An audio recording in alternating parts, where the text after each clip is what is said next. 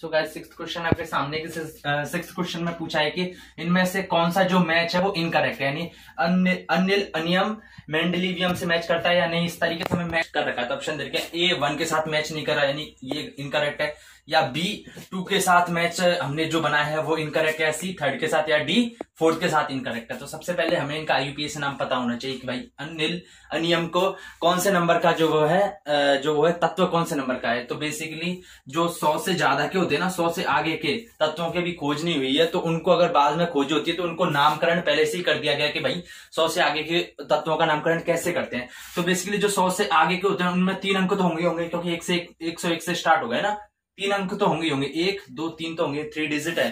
तो बेसिकली क्या करते हैं हमने सब अंकों का कुछ एक स्पेशल नाम रख रखा है आईयूपीएसी ने भाई कि 0 को ये कहेंगे, 1 को ये कहेंगे, 2 को ये कहेंगे, 3 को ये कहेंगे। इस प्रकार 0 से 9 तक के सभी अंकों को कुछ रूट नेम दे रखे हैं उन नाम के हिसाब से। जैसे इधर 1 आ गया तो 1 का कुछ रूट नाम दे रखा होगा, उसको लिख देंगे। उसके बाद 2nd का रूट नेम लिख देंगे, उसके बाद 3rd का रूट नेम लिख देंगे और लास्ट में ईएम लगा देंगे, तो ये आईयूपीएसी नाम बन जाएगा। बेसिकली मैं कहना चाहता हूं कि सबसे पहले देखो मैं बता देता हूं कि 0 को रूट नेम 1 2 3 4 5 6 7 8 9 इनको नाम दे रखेंगे भाई। 0 क्या कहेंगे, 0 को अन कहेंगे, 0 को अन कहेंगे, है ना।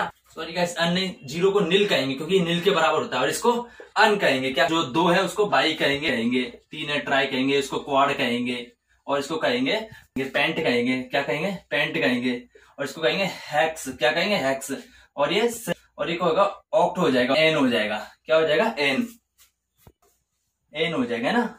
समझ में आ गए कि मैंने बता दिया कि भाई जो अंक होते हैं उनको आप कुछ स्पेशल नाम देकर है। नील, अन, 2 को बाई कहेंगे, 3 को, यहां से तो समझ में आ जाएगा। Bi, tri, quad, pent, hex, 6 को हमेशा इंग्लिश में हेक्स कहते हैं, सेप्ट कहते हैं, ऑक्ट कहते हैं, और ये एन होता है। इसको नील याद करना है, ये आपको समझ में आ जाए भाई 0 है तो नील है, तो ये हमें पता चल गया भाई सबके रूट नेम दे रखे हैं। तो फॉर एग्जाम्पल 1 2 3 है, 1 2 3 है, इसका हमें आईयूपीएसी नाम बनाना है। तो क्या करेंगे, सबसे पहले 1 आ रहा है तो 1 देखेंगे, 1 कहाँ आ रहा है, ये तो अन लिख देंगे। क्या लिख देंगे, अन लिख देंगे। अब उसके बाद क्या आ रहा है, 2 आ रहा है, 2 क्या, बाई, तो अन बाई आ जाएगा। और उसके बाद क्या आ रहा है, 3 आ रहा है, तो 3 क्या, अन बाई टी आ रहा है, ट्री। तो हम जो दे रखे हैं 3 डिजिट होंगे तो पहली डिजिट का वो जो है रूट नेम लिख देंगे, दूसरी डिजिट का, तीसरी डिजिट का। उसके बाद लास्ट में हम क्या लगाएंगे, ईएम और लगा देंगे। लास्ट में ईएम और लगा देंगे। जैसे तीनों के खत्म हो गए तो जो लास्ट का डिजिट बन रहा है उसके बाद ईएम और लगा देंगे, जिससे आईयूपीएसी नाम बन जाएगा। जैसे 155 का लिखूं मैं, 155 का लिखूंगा तो पहले 1 का रूट नेम, फिर 5 का, फिर लास्ट में ईएम लगा दूंगा, तो आईयूपीएसी नाम बन जाएगा। तो बेसिकली आईयूपीएसी नाम लिख रखे। अब मुझे क्या करना है, मुझे इनका उल्टा करना है, मुझे पता करना है भाई कौन से क्रम का है। तो अन देखो, सबसे पहले अन, नील, अन, ये ईएम लास्ट में आ गया, तो ये तो जो है वो लास्ट में आ रहा है, तो लास्ट में लगाते हैं। ये 3 डिजिट को कर रहा है, देखो पहला डिजिट का ये रहा, 2nd का ये रहा, 3rd का दे रहा। देखो अन किसके लिए आ रहा है, अन आ रहा है 1 के लिए, तो क्या स्टार्ट में 1, उसके बाद नील किस में आ रहा है, 0 में आ रहा है, तो 0, और फिर वापस 1 अन आ रहा है, तो अन यानी 1 यानी ये 101 का आईयूपीएसी नेम होगा। अगर मैं 101 को आईयूपीएसी नेम में कन्वर्ट करूं, उसका उल्टा करूं, तो कैसे करूंगा, 1 क्या किसका, अन आ, तो अन, उसके बाद 0 कहां दिख रहा है, मुझे यहां दिख रहा है, तो नील, अन, नील, और वापस 1 आ गया तो अन, और लास्ट में ईएम लगा दूंगा, तो अन नील अन ईएम हो जाएगा। ये वापस वैसे ही बन जाएगा ना। इससे आप 101 यानी जो तत्व का परमाणु क्रमांक से आईयूपीएसी नाम भी बना सकते हो, आईयूपीएसी नाम से परमाणु क्रमांक भी बना सकते हो। इस जो क्वेश्चन से आपको पूरा कॉन्सेप्ट ये वाला क्लियर हो जाएगा। अनिल ट्रियम, तो अन कहाँ आ रहा है, अन मुझे पास 1 आ रहा है तो 1 लिख लूंगा। नील मेरे पास पता है 0 के बराबर होता है 0, और ट्रियम किधर है, 3 ट्री, क्योंकि ट्री ईएम लास्ट में आ जाता है ना, लास्ट में ईएम आ जाता है, तो ट्राई ईएम, तो 103 नंबर का ये रहा, 103। अब इसके बाद अनिल हेक्सियम, तो अन मुझे पता है 1 के लिए आ रहा है 1, नील किसके लिए आ रहा है 0 के लिए, और हेक्स किसके लिए आ रहा है, ये देखो 6 के लिए, तो 106 का हो जाएगा। ऐसे अन नियम, तो अन किसके लिए आ रहा है, 1 के लिए आ रहा है, वापिस अन आ गया 1, वापिस अन आ गया 1, और ईएम लास्ट में आ जाता है। ये तो जो होता है, जो लास्ट में आता है वो सफिक्स है। क्या है, सफिक्स है। तो मुझे पता चल गया भाई 101 का ये 103 का, 106 का, 111 का। अब ये जो नाम है मेंडलीवियम, लॉरेंशियम, सीबोर्जियम और डार्मस्टेडियम, तो बेसिकली ये जो वैज्ञानिक होते हैं 101 से आगे के जो 100 से आगे वाले तत्वों की खोज करते हैं, तो उनके वैज्ञानिक नाम के हिसाब से ही उनका नाम रख दिया जाता है। तो ये हमें याद करनी चाहिए भाई। 103 की खोज किसने की, तो जैसे किसी का नाम है आइंस्टीनियम भी है किसी का, तो इस तरीके से मेंडलीवियम नाम है, जैसे मेंडल ने खोज की तो मेंडलीवियम नाम रख दिया। तो ये तो रटने की चीज है, लेकिन ये कॉन्सेप्ट है, ये हमें पता होना चाहिए भाई कैसे किसको ट्रांसफर करते हैं, क्योंकि कभी बार आपसे क्वेश्चन में दे सकता है, अभी तो ये दे दिया लेकिन कभी कभार दे देगा कि कौन सा मिसमैच है, यानी इनकरेक्ट है, तो 101 के सामने अनिल अनियम कर देगा, या 103 के सामने कोई दूसरा कर देगा, तो हमें पता चल जाएगा ना कि भाई हमने अगर समझ रखे हैं कि भाई कैसे कन्वर्ट करते हैं तो हम सही कर सकते हैं। और है ना, ये उस तरीके का क्वेश्चन है जब हमारे पास ये परमाणु क्रमांक दे दो और उसका आईपीएस नाम दे दो तब है, लेकिन अभी तो हमारे पास परमाणु जो आईपीएस नाम दे रखा है और ये क्या दे रखा है, ये हमें जो जिस वैज्ञानिक ने खोज किया उसके हिसाब से जो नाम रखा है वो देख रखा है। तो कौन सा इनकरेक्ट है, तो देखो 101 को तो मेंडलीवियम ये सही होता है, ये तो याद करनी चीज है, और 103 का लॉरेंशियम होता है और 106 का सीबोर्जियम होता है, लेकिन जो 111 नाम का जो एलिमेंट्स है उसका नाम होता है रो एंड जीनियम, यानी रो एंड जीनियम, इसका डांस्टेडियम नहीं है, इसका क्या जाएगा रो जेनियम, क्या हो जाएगा रो एंड जेनियम। तो 111 जो 111 नंबर का एलिमेंट है उसका नाम है roentgenium. So option 4 is the right answer, क्योंकि यही इनकरेक्ट मैच कर रहा है। सेवंथ क्वेश्चन आपके सामने की दे रखा है कि an element has a body centred cubic, यानी कोई एलिमेंट उसकी जो स्ट्रक्चर है वो कैसी है, बीसीसी टाइप की स्ट्रक्चर है। बेसिकली जो हमने एनसीईआरटी आरबीएस में पढ़ते हैं उसमें सिंपल क्यूबिक और एफसीसी और बीसीसी होती है, और आगे हेक्सागोनल क्यूबिक भी आती है और काफी इस तरह की होती है, पर अभी फोकस हमें करना है बॉडी सेंटर्ड क्यूबिक पे, यानी बीसीसी स्ट्रक्चर है और with a cell edge of 288 picometre. तो जो सेल एज है उसकी जो है कितनी लेंथ दे रखी है, वो दे रखी है 288 पिकोमीटर। तो ए से डिनोट करते हैं हम सेल एज को, दैट इज 288 पिकोमीटर। और हमें क्या पूछा, एटॉमिक रेडियस यानी आर पूछिए। तो हमें पता है कि हमें क्या पता है, हमें पता है कि √3a = 4r होता है, किसके लिए, 4bcc स्ट्रक्चर के लिए। अगर fcc हो तो fcc के लिए कुछ और होता है, fcc के लिए होता है 4/√2r होता है ना, a बराबर, और फिर सिंपल क्यूबिक के लिए a बराबर 2r होता है, ये रिलेशन होता है एंड रेडियस के बीच में। तो यहाँ पे जो 4bcc के लिए ये √3a = 4r होता है, ये कैसे आया, तो बेसिकली बीसीसी क्या होती है, मैं हल्का सा बता रहा हूं आपको समझ लेना। एक प्रकार ये क्यूब है, क्यूब मैंने डिजाइन कर दिया एक तरह से। अब स्ट्रक्चर पे मत जाना, थोड़ा बहुत टेढ़ा मेढ़ा हो सकता है क्योंकि I am not a professional, so try to understand. ये देखो इस प्रकार ये क्यूब है और जो है ना एलिमेंट है, तो हर कोने पे एलिमेंट होगा, है ना, हर कोने पे होगा। उसके साथ साथ क्या होगा, उसके साथ साथ एक सेंटर में भी कोई एलिमेंट होगा, सेंटर में भी उसकी कोई स्ट्रक्चर होगी, कोई गोला होगा, कोई रेडियस का क्या होगा, एटम होगा, दैट इज ए। ये सपोज करो इस टाइप का होता है और इसका ऐसे कनेक्ट होता है, इससे टच होता है ना, ऐसे होती है। इधर एक कोने में एक रेडियस वो होगा, जो गोला होगा या फिर एटम होगा, वो सेंटर के एटम से वो कांटेक्ट होगा, उसके बाद इस कॉर्नर का जो गोला है वो इस एटम से जो है कांटेक्ट में रहेगा, ये समझ में आ गया। तो मुझे बेसिकली, और ये जो लेंथ होती है वो क्या होती है, वो होती है सेल एज, ये ए से डिनोट करते हैं, और ये गोले की जो रेडियस है वो आर है ना, समझ गए। तो मैं क्या करूंगा, इनके बीच में रिलेशन निकालूंगा। तो ये देखो ये ऐसे जा रहा है, ये ऐसे नहीं है डायरेक्ट हो रहा हो, एक वो है क्या बन रहा है, एक पाइथागोरस थ्योरम डायरेक्ट नहीं लगेगी। पहले हम ये लेंथ निकालेंगे, क्या निकालेंगे, ये लेंथ निकालेंगे, फिर ये और ये जो सेंटर वाले है वो परपेंडिकुलर हो जाएंगे। ये 3D में मेजर करना पड़ेगा आपको। तो पहले ये लेंथ निकालते हैं, तो ये ए है, तो ये क्या हो जाएगी, a√2 हो जाएगी, है ना, पाइथागोरस थ्योरम से। परपेंडिकुलर आपको टेढ़ा लग रहा होगा, लेकिन जब 3D में मेजर करेंगे 90 डिग्री का एंगल होता है, क्यूब है बिल्कुल, a√2 आ जाएगी। अब ये क्या बन जाएगा, कर्ण बन जाएगा। तो ये क्या हो जाएगा, ये कर्ण बन जाएगा। तो इसका स्क्वायर यानी ये लेंथ, ये कितनी है, 4r है, क्योंकि देखो यहां से देखो एक r ये हो गया और ये 2r हो जाएगी, क्योंकि पूरा गोला बीच में आ रहा है ना, तो पूरे गोले की क्या आ जाएगी, ये r और r 2r हो जाएगी, और एक r इधर आ रही है, तो 4r दूरी हो जाएगी। दैट इज इक्वल टू इसका स्क्वायर रूट में आ जाएगा, रूट इसका स्क्वायर क्या, इसका स्क्वायर प्लस ये का इसका स्क्वायर, तो ये हो जाएगा 2a²। जब इसको फर्दर सिंप्लीफाई करें तो 4r क्या आ जाएगा, 4r आ जाएगा √3 a√3 आ जाएगा, क्या a√3 आ जाएगा। तो हमने यही किया, बस सिंपल मैथ किया हमने। सो a की जगह 288 पिकोमीटर रख दो, तो √3/4 × 288 पिकोमीटर, दैट इज r आ जाएगा हमारे से। हमने 4 नीचे डिवाइड कर दिया और a की जगह 288 हमने रख दिया। तो आंसर कौन सा मैच कर रहा हूं, answer first is the right answer. Basically हमने क्या किया, हमें पता है कि बीसीसी स्ट्रक्चर होती है, उसके लिए जो सेल एज एंड रेडियस के बीच में रिलेशन होता है, हमने सीधे वैल्यू पुट कर दिया और हमारा आंसर आ गया। गाइस 8th क्वेश्चन आपके सामने, उसमें पूछा है कि इनमें से कौन सा ऑप्शन है जिसमें सभी जो है ना एलिमेंट, इनमें से कौन से ऑप्शन, हर ऑप्शन में 4-4 एलिमेंट है, उनमें से कौन सा ऑप्शन में सभी एलिमेंट का जो डाइपोल मोमेंट है, द्विध्रुव आघूर्ण है, वो 0 होगा। तो सबसे पहले मैंने जो जो ये दे रखे हैं उनका नाम की जगह मैंने उनका स्ट्रक्चर बना ली। अमोनिया के NH3 यहाँ पे स्ट्रक्चर बना ली, ये BeF2 ऐसे स्ट्रक्चर बना ली। और बेसिकली ये स्ट्रक्चर मैंने कैसे बनाई, ये आपको जो है 11th क्लास की केमिस्ट्री में समझाया गया होगा कि उसमें संकरण होता है ना, हाइब्रिडाइजेशन की कैसा होता है, SF6 होता है, SF2 होता है, कि वो संकरण कैसे निकालते हैं। और जैसे हमें संकरण पता चल गया तो पता हमें चल जाता है कि भाई जैसे इस संक्रमण के लिए sp3 के लिए चतुष्फलकीय संरचना होती है या कौन सी संरचना होती है, तो हम जो है डिजाइन या संरचना हम बना सकते हैं। भाई ये ऐसे कैसे बना, ये टेढ़ा ऐसे कैसे बना और ये ऐसे कैसे बना, सबका ये बनने का तरीका होता है जो हाइब्रिडाइजेशन में समझाया जाता है। अगर आपको फिर भी समझना है भाई कि मैंने ये सीधा कैसे बना दिया, ये क्या थोड़ा टेढ़ा क्यों हो गया, इसको सीधा क्यों नहीं बनाया, तो फिर हम इसके लिए फिर अलग टॉपिक दोबारा से अलग टॉपिक समझाएंगे। इसमें हमें कमेंट करके बताइए अगर आपको चाहिए कि भाई संकरण जो हाइब्रिडाइजेशन होता है वो कैसे हम पता करते हैं, उसके साथ साथ हम जो स्ट्रक्चर है वो कैसे हम बना सकते हैं।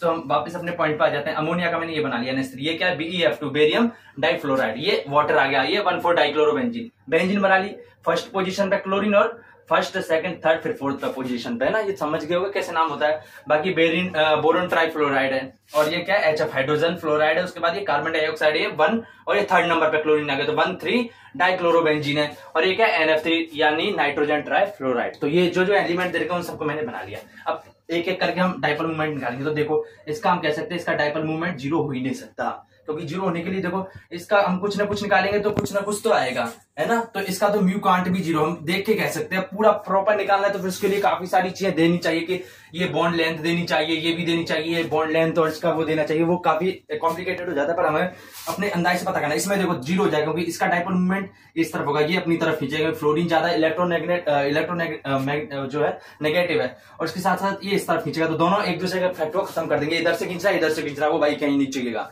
तो म्यू इक्वल टू 0, तो इसका डाइपोल मूवमेंट 0 हो गया।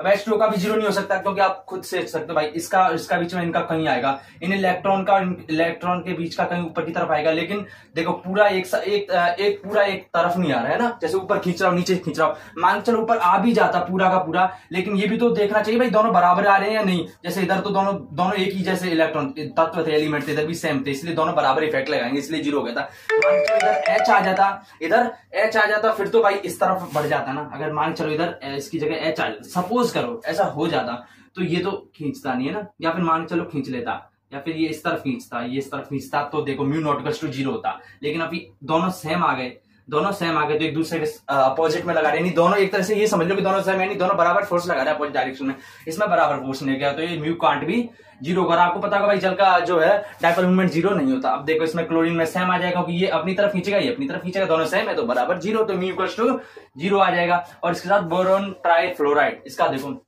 ये टोटल 180 डिग्री होता है, 180 डिग्री होता है ना। तो ये कितना है 120, ये भी 120 सॉरी 180 नहीं होता, 360 होता है पूरा, है ना 360 होता है, तो 120 हो जाएगा तीनों का। तो देखो अब 3 दे रखे हैं, तो मैं क्या करूंगा पहले 2 को ले लूंगा, उनका निकालूंगा मैं, है ना। परिणामी चीज निकालते हैं, जैसे 2 सदिश दे रखे होते हैं तो उनका परिणामी निकालते हैं। फिर उसके बाद जैसे इन दोनों का ले लिया, फिर इनका परिणामी कहीं भी इधर आएगा, फिर इन दोनों का मैं घटा के निकाल सकता हूं, तो सबसे पहले मैं इन दोनों को लेता हूं, या आप इन दोनों को ले लो, किसी को भी ले लो। इन दोनों का लेंगे तो ये इस डायरेक्शन में आएगा और ये अपनी तरफ खींचेगा, तो अपोजिट में लग जाएंगे ना। अब देखेंगे भाई बराबर भी है नहीं, क्योंकि परिणामी निकालते तो इसके बराबर ही थोड़ी है, वो हम निकालते। देखो ये 120 आएगा तो ये 60 हो जाएगा, ये भी 60 डिग्री हो जाएगा। या फिर आप कह सकते हैं कि जो है इनका 120 डिग्री है, और परिणामी होता है कि √F1² नहीं F² प्लस, मैंने जो डाइपोल मूवमेंट है F ही मान लिया, सपोज करो √F2² प्लस 2F1F2 यानी FF cos theta 120 degree, 120 degree है, क्या है 120 डिग्री है ना। तो हम कैसे करेंगे, हम करेंगे कि 2F² प्लस 2F² क्या हो जाएगा 2F², और cos 120 की वैल्यू होती है क्या होती है -1/2 कैसे होती है। cos 120 क्या होता है, इसको लिख सकते हैं cos 90 + 30 लिख सकते हैं ना, है ना। ये आपको पता है 90 + 30 120 होता है। cos 90 + थीटा, 90 से ज्यादा हो गया यानी सेकंड क्वाड्रेंट में पहुंच गया, ये देखो इस प्रकार का क्वाड्रेंट होता है, ये यहाँ से ये 90 तक होता है, इधर इस तरफ पहुंच गया तो इस तरफ साइन और जो होते हैं कॉस की पॉजिटिव होता है, बाकी सब नेगेटिव होते हैं। तो कॉस 90 प्लस थीटा कर देगा साइन माइनस साइन 30 हो जाएगा, है ना, क्योंकि कॉस दूसरे क्वाड्रेंट में पहुंचा तो माइनस आ जाएगा और कॉस को 90 प्लस करते तो साइन में कन्वर्ट हो जाता है। साइन 30 का हो जाएगा 1/2 होता है, हमें पता है, तो -1/2 हो जाएगा। इसकी जगह -1/2 कर सकते हो, है ना, 2 से 2 कैंसिल हो जाएगा तो -f² हो जाएगा ना, तो 2f² माइनस f² का जाएगा f² और रूट में तो f आ जाएगा, तो इनका परिणाम ही क्या आ जाएगा, f आ जाएगा। देखो इनका परिणाम ही f ही आया और ऊपर f लग रहा है, नीचे f लग रहा है, तो कैंसिल आउट हो जाएंगे। तो इसकी क्या हो जाएगा, μ 0 हो जाएगा, μ 0 समझ गए। और ये HF हम कह सकते हैं भाई इस तरफ ही फोर्स लगेगा तो इसमें 0 हो ही नहीं सकता, इसमें μ 0 हो जाएगा। हम देख सकते हैं भाई ये अपनी तरफ लेगा और ये अपनी तरफ खींचेगा, दोनों से हमारे हैं। अब इसमें भी 0 नहीं हो सकता, क्यों नहीं हो सकता, क्योंकि भाई ये अपोजिट में थोड़ी आ रहे हैं, कुछ एंगल पर आ रही है, आ रहे हैं 120 डिग्री एंगल पे, इसमें आ रहे हैं 120 डिग्री एंगल पे, तो इनका परिणाम किधर आएगा, इस तरफ आएगा। और इस तरफ कोई कुछ और एक CL इधर लगा हो रहता ना तब जरूर हो जाता, इधर अगर CL लगा रहता तब इसका μ 0 हो जाता, लेकिन इधर CL नहीं है तो इसका परिणाम इस डायरेक्शन में आ जाएगा और μ कांट भी 0 हो जाएगा, μ ≠ 0। और इसका भी हम देख के कह सकते हैं भाई, जैसे इसका देखा था वैसे ही इसका μ ≠ सॉरी गाइस μ ≠ 0 हमें पता चल गया, हमने कैसे कैसे फाइंड किया। तो देखो सभी से चेक करो, एक तो बोरोन डाइफ्लोराइड आ रहा है, तो boron trifluoride guys, just a second, beryllium है तो बेरिलियम डाइफ्लोराइड, देखो ये ऑप्शन, ये तो ठीक है, ये नहीं है ना। इसके बाद क्या μ = 0 है, 1,4 डाइक्लोरोबेंजीन, 1,4 डाइक्लोरोबेंजीन और एक CO2, ये तीनों मैच करेंगे। अब क्या बन रहा है, अब बच रहा है बोरोन ट्राइफ्लोराइड, और देखो बोरोन ट्राइफ्लोराइड ये आ गया, बोरोन ट्राइफ्लोराइड था, इसका भी 0 था। ये देखो चारों के चारों मैच कर गए ना, मैं चारों के चारों ऑप्शन ले लिए, चारों के चारों में μ = 0 आ रहा है, तो option 4 is the right answer. और चेक लेते रहो, अमोनिया तो 0 आ ही नहीं रहा, तो ये तो ऑप्शन हो ही नहीं सकता। इसमें देखते हैं कि हाइड्रोजन फ्लोराइड, देखो हाइड्रोजन फ्लोराइड μ ≠ 0 आ रहा, तो ये भी कैंसिल आउट हो गया, क्योंकि डायपोल मोमेंट 0 वाला चेक करना है हमें। अब देखो इसमें नाइट्रोजन ट्राइफ्लोराइड देख लिया, ये भी can't be possible, so option 4 is the right answer.